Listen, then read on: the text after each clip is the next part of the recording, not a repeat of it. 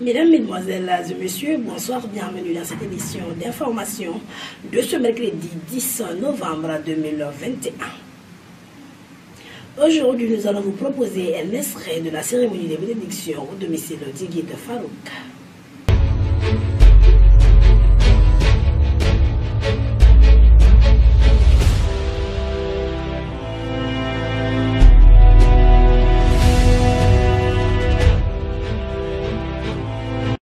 Bonsoir mesdames, mesdemoiselles et messieurs et bienvenue. Chaque lundi, l'Association pour le complément de l'islam Hikmadine Islamia et son excellence Sayyidina Cheikh Marcel Koulibaly El Farouk organise une grande cérémonie de bénédiction au domicile du guide Farouk à Bakochikoro de Heremakoro Nerekoro. La cérémonie de bénédiction a également eu lieu le lundi dernier. Aujourd'hui, nous allons vous proposer un extrait de cette cérémonie de bénédiction. Ola Karanyoko Aïdala Abimina Basoro Aïdala Abisramini Alaya Banache Atausoro Billahi Aï Sabati Oka Aï Sabati Oka Nindugo Nunti Bi Wallahi Alaka Bua Alaka Sanu Alaka Sebi Sanve Nindugo Nunumbi Nima Billahi Nyo de foye Mawaka la nyini beti soro dongili Segani toro doubi Oye shide ka diada madema Abi gwa ela deme Odebi dofore ike jenatika ere watika Ebi kaka perese mi nalla No tele araka na doron Iwa soro Eta ni shita Billahi Billahi Toro doubi oye shide Ada madema Na wulila ka boyi Abini saya de che Na le jengena doron saya de bina Ola akana gala nimi imblala ere tarla ayo sabali ni danaya ye kwa binye mba soro wa mogo be mi na ubike tarama fam ala ka akili nyuma dine na awma ala ko ke kira bonya kama sola ala rasuli shina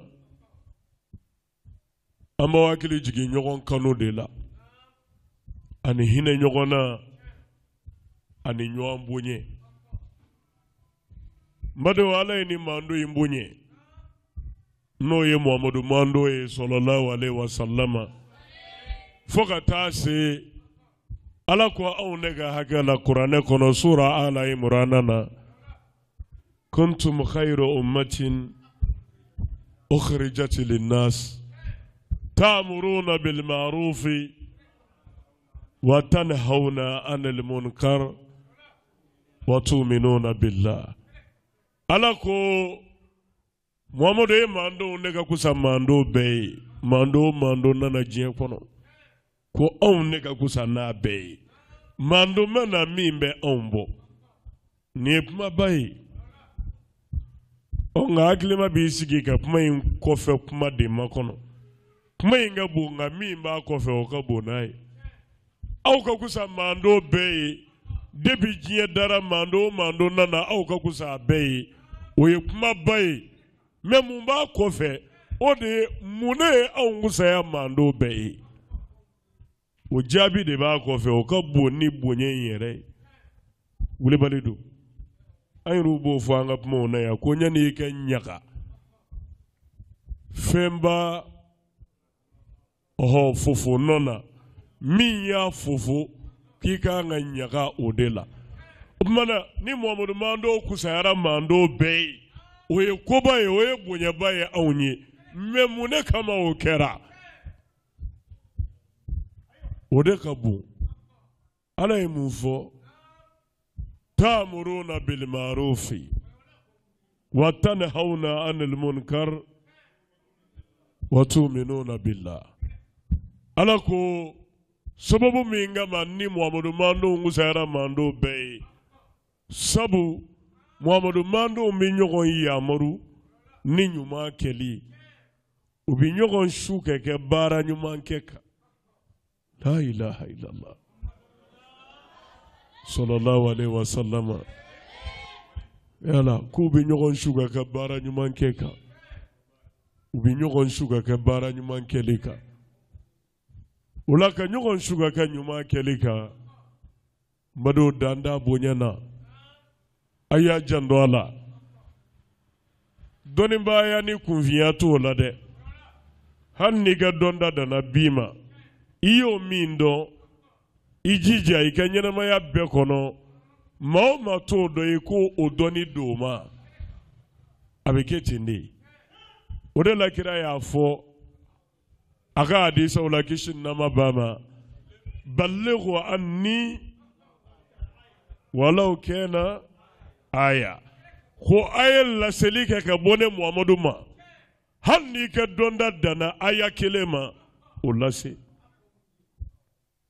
tari ma faamu fadenjinew ye sanga sɔrɔ ne ni ne ye mais nin fɔnbaliya de ye anw bi olu wulila ka jɔ n'u ta ye u b'a lase sigiyɔrɔ ni jɔyɔrɔ bɛɛ la u b'a jira lahalaya bɛɛ la cogoya bɛɛ la mɔgɔ minnu bɛ information kalama n'i yɛlɛnna internet kan ka chrétiens ka communication lajɛ u bɛ kɛ sensibilisation min kɛ ka ɲɛsin chrétienya ma a filimuw ni a jaw ni a kumakanw ni a lahalayaw kɛ silamɛw ta lajɛ a bɛ kɛ i b'a fɔ kɔgɔji ni kɔlɔn yɔrɔ olu kɔni tɛ sanga ɲɔgɔnma ye dɛ n'i ye kɔgɔji yɛrɛ kɛlen lajɛ ka na kɔlɔnin kelen sennen lajɛ olu bɛ se ka da ɲɔgɔn ma wa u ka sensibilisation n'o ye u ka wele da ye ka ɲɛsin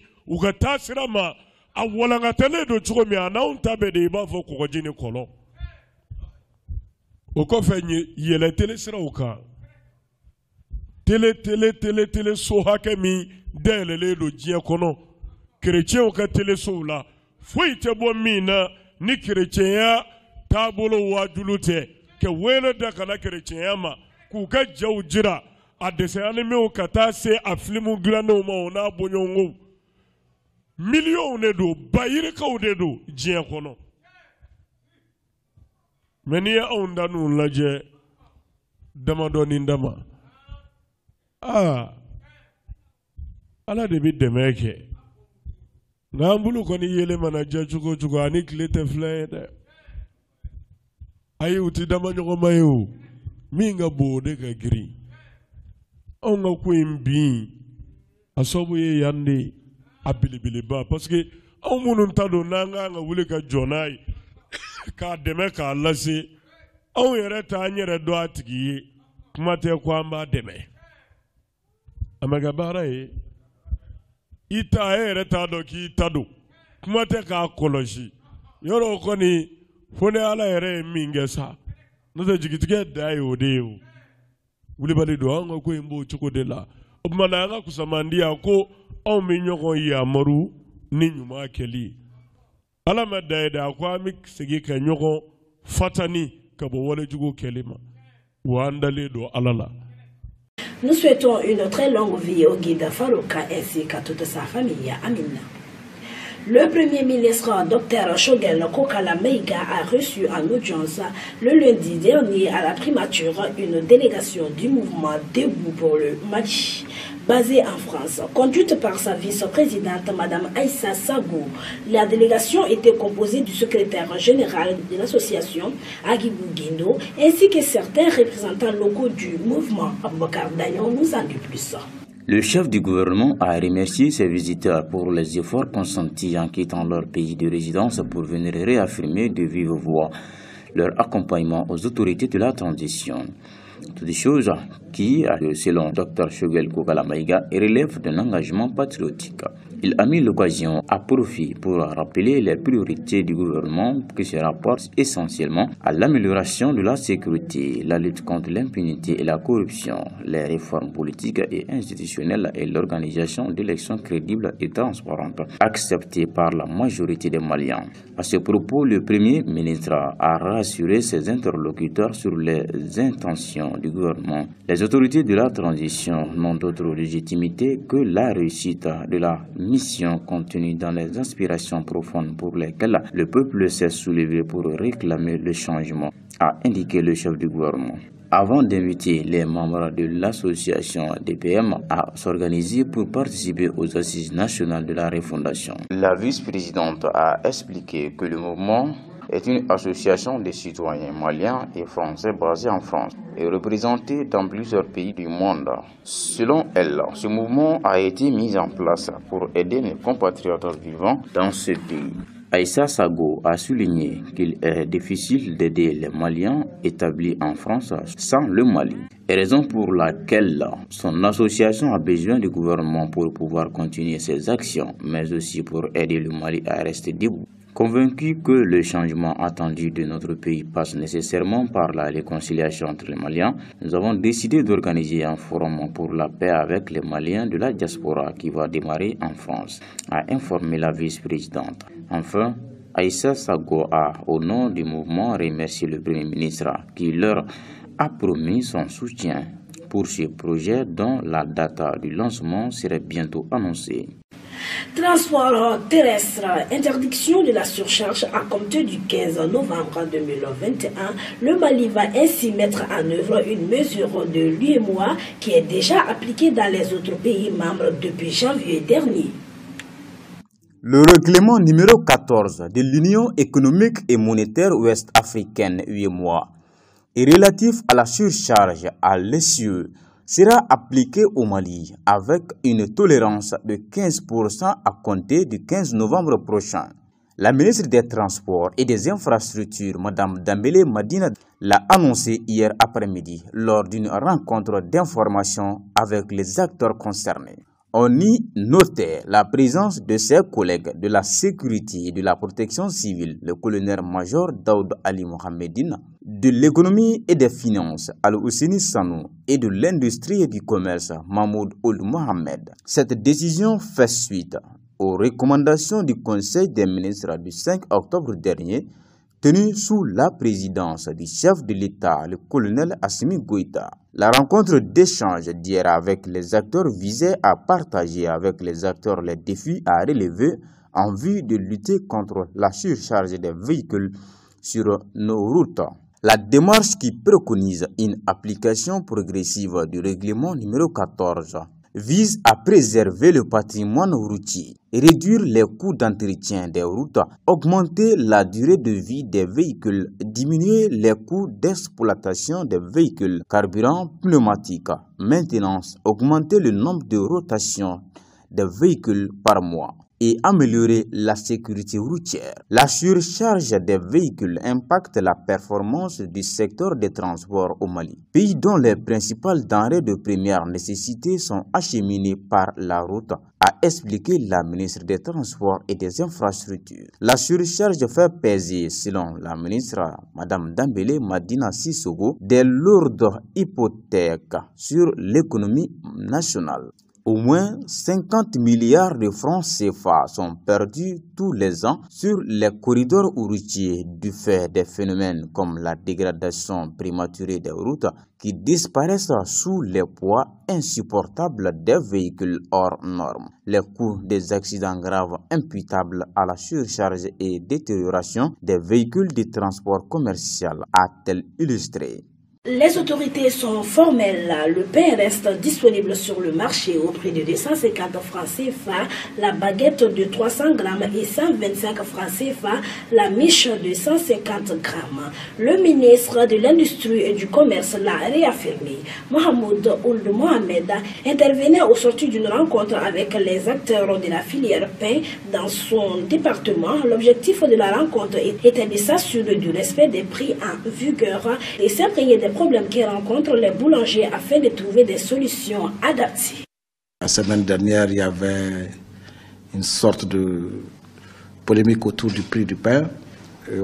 On avait rappelé les uns et les autres que le prix du pain se fixe dans un cadre formel qui a été établi au niveau du département à travers un protocole qui lie les meuniers, les boulangers et l'État malien. Nous nous sommes entendus la fois dernière de suspendre l'augmentation des prix du pain et en attendant de voir la structure du prix du pain. Et aujourd'hui, on a encore appelé tous les acteurs concernés pour la structure du pain. On a parcouru la structure du pain. Les meuniers se sont décidés de ne pas apporter une augmentation à la farine et par conséquent, le prix du pain reste inchangé et c'est sur ça que nous nous sommes entendus au sein de ce cadre de concertation de la filière du pain. Il n'y a pas de rupture de farine sur le marché, il n'y a pas d'augmentation du prix de la farine, donc le pain sera disponible sur tous les marchés du Mali, à l'intérieur du Mali, au prix de 250 francs pour la miche de 300 grammes et 125 francs pour la miche de 150 grammes. On va très bientôt élaborer des termes de référence pour aller vers les états généraux du pain. Et là, nous allons regarder les questions structurelles auxquelles les boulangeries font face, mais aussi les questions conjoncturelles pour essayer d'apporter des solutions, voir comment on peut aller vers la professionnalisation de ces boulangeries. À présent, nous vous proposons de suivre les actualités internationales rassemblées et commentées par Issa Traoui.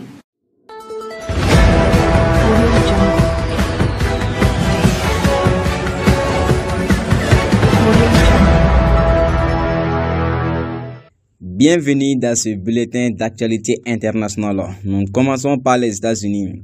Un tribunal américain a autorisé mardi 9 avril la transmission à une commission d'enquête parlementaire de documents liés à l'assaut contre le Capitole du 6 janvier par des partisans du président Donald Trump, malgré les tentatives de l'ancien président pour les garder secrets. La Cour soutient que l'intérêt du public exige de répondre favorablement aux vœux conjoints des branches législatives et exécutive d'étudier les événements qui ont mené au 6 janvier, a écrit la juge fédérale Tanya Chutkan dans sa décision diffusée par plusieurs médias américains. Donald Trump souhaitait notamment empêcher la diffusion à la commission d'enquête de la Chambre des représentants, contrôlée par les démocrates, des centaines de documents incluant les listes des personnes lui ayant rendu visite ou l'ayant appelé le jour de l'attaque du Capitole.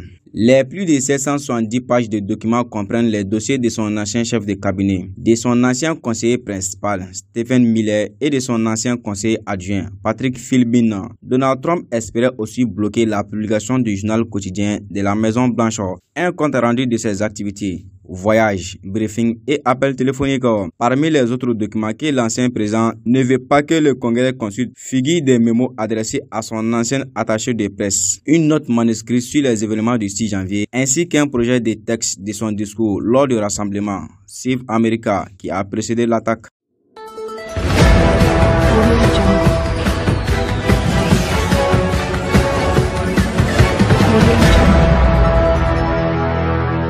La NASA a annoncé mardi que la date de 2024 fixée par Donald Trump pour le retour d'humains sur la Lune serait repoussée à 2025 au plus tôt. Le retour d'humains sur la Lune dans le cadre du programme américain Artemis a été retardé de 2024 à 2025 au plus tôt, a annoncé mardi 9 novembre la NASA. La date de 2024 avait été fixée par le gouvernement de Donald Trump, mais était largement considérée comme étant quasi impossible à tenir. Ce retard était donc relativement attendu, mais c'est la première fois que la NASA le reconnaît officiellement. L'agence spatiale américaine attendait notamment la résolution d'un litige judiciaire concernant le développement du futur à l'UNICEF pour annoncer un nouveau calendrier. Nous avons perdu près de 7 mois en contentieux et cela a probablement repoussé le premier atterrissage d'humains à 2025 au plus tôt, a déclaré le patron de la NASA, Bill Nelson, lors d'une conférence de presse. Mais il y a d'autres raisons, a-t-il ajouté. La date de 2024 fixée par l'administration précédente n'était pas techniquement faisable, a-t-il asséné. Il a également critiqué le manque de fonds attribués par le Congrès ces dernières années pour le développement de l'alunisseur.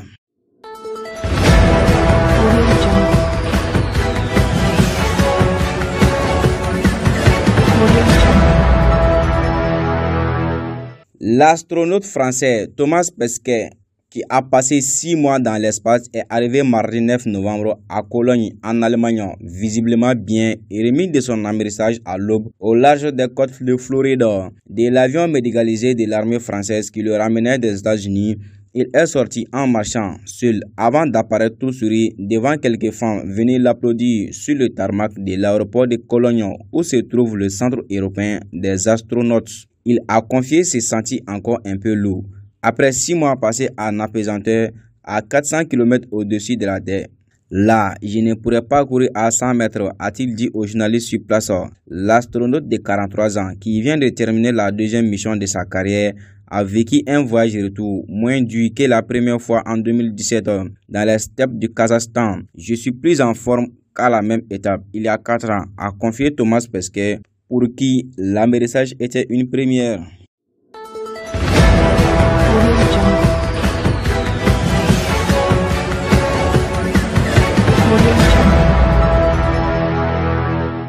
Le chef de la diplomatie des Émirats arabes unis a rencontré mardi 9 novembre le président syrien Bachar el-Assad lors de la première visite à Damas d'un haut responsable de ce pays depuis le début de la guerre en 2011, un déplacement critiqué par les États-Unis. Pays allié des Émirats, les États-Unis ont exprimé leurs préoccupations et déploré tout effort visant à réhabiliter Bachar el-Assad, accusé d'être un dictateur brutal, d'atrocités et de priver d'accès à l'aide humanitaire la majeure partie du pays. Signe d'un réchauffement des relations entre le pouvoir syrien et des États arabes du Golfe, le déplacement du ministre émirati signale les efforts régionaux en vue de sortir la Syrie de son isolement après 11 ans de guerre qui ont dévasté son économie. Les Émirats, comme les 5 autres monarchies arabes du Golfe, avaient rompu en février 2012 leurs relations diplomatiques avec la Syrie au moment où la répression sanglante des manifestations pro-démocratie s'est transformée en guerre complexe et dévastatrice. À Damas, Bachar el-Assad et le ministre émirati Abdallah Ben Zayed Al Nahyan ont discuté des relations entre les deux pays frères et des moyens de les développer. Selon l'agence syrienne Sana, le président syrien a salué les positions objectives des Émirats, qui se sont toujours tenus aux côtés du peuple syrien. Le ministre émirati a souligné la disposition de son pays à aider à renforcer la sécurité, la stabilité et l'unité de la Syrie, selon l'agence officielle émirati. Abu Dhabi a rouvert en décembre 2018 son ambassade à Damas, mais les relations étaient restées froides.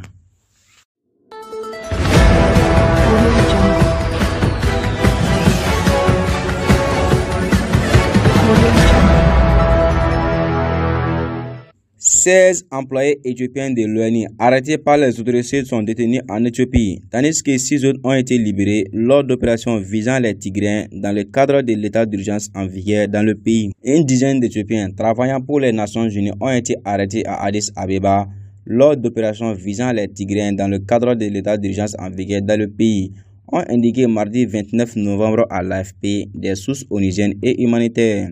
La semaine dernière, le gouvernement du Premier ministre a décrété un état d'urgence de 6 mois face au risque croissant de voir les combattants du Front de libération du peuple du Tigré et de l'armée de libération Oromo marcher sur la capitale.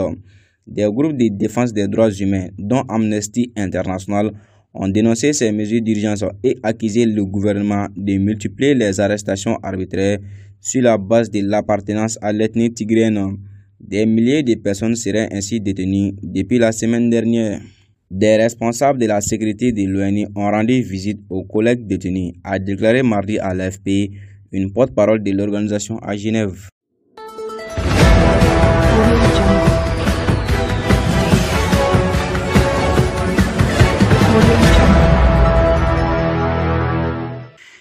Un manifestant est mort asphyxié par les gaz lacrymogènes tirés par la police lundi pour mettre fin à une manifestation contre la gestion défaillante des déchets au Zagreb, dans la région de Sfax. Le ministre de l'Intérieur a affirmé que le manifestant avait été hospitalisé pour un problème de santé sans rapport avec les incidents. L'homme, âgé de 35 ans, est décédé dans la nuit de lundi à mardi à Agereb, une ville de la région de Sfax qui connaît ces dernières semaines des mouvements de protestation. À l'origine de ces mécontentements croissants, un problème de déchets envahissant les rues et les trottoirs depuis plus de 40 jours et menaçant la santé des habitants. Abderrazek Lachihitz a été transféré à l'hôpital d'Aguerre pour asphyxie, a affirmé à l'AFP un responsable de l'établissement.